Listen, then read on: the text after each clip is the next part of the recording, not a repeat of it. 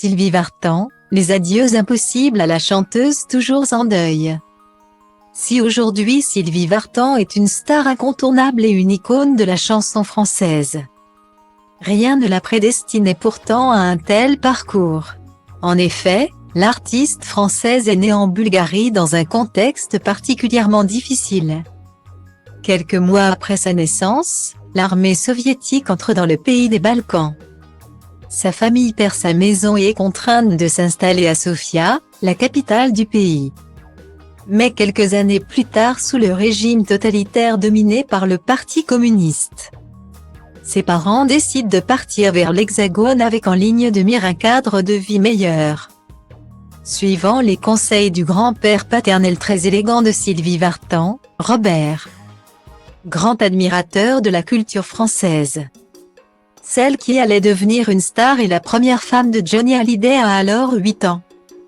Et elle ne le sait pas encore, mais c'est la dernière fois qu'elle va voir Robert.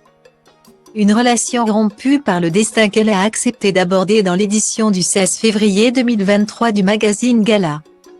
Mon enfance en Bulgarie, sous la dictature stalinienne, est présente, en permanence.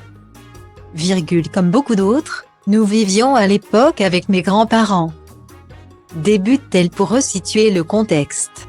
Je l'entends encore me chanter Le soleil a rendez-vous avec la lune de Charles Trenet. En français, alors qu'il ne nous parlait qu'en bulgare, se souvient-elle à propos de Robert. Mais c'est alors que celle qui deviendra la mère de Darina également née en Bulgarie, et ses parents doivent s'en aller. Je n'ai même pas eu le temps de dire au revoir à mon grand-père, parce que tout s'est fait dans une grande fébrilité. Quand le train a quitté la gare, que j'ai vu disparaître l'image de mon grand-père. C'était horrible. C'est là que tout a basculé, en fait, l'enfance est partie. Elle est restée avec lui sur le quai, se remémore l'interprète de La plus belle pour aller danser. Et toutes les tentatives de retrouvailles seront malheureusement vaines pour la mère de David Hallyday. Plus tard, mes parents ont enregistré des demandes pour essayer de faire venir mes grands-parents en France, mais mon grand-père est mort avant. Explique la chanteuse, qui a tout de même pu lui rendre hommage à sa façon lors d'un concert dans son pays natal. J'ai chanté là-bas. Ça a été le concert le plus bouleversant de ma vie, les moments les plus forts que j'ai partagés avec le public, tout le monde pleurait. Et moi avec.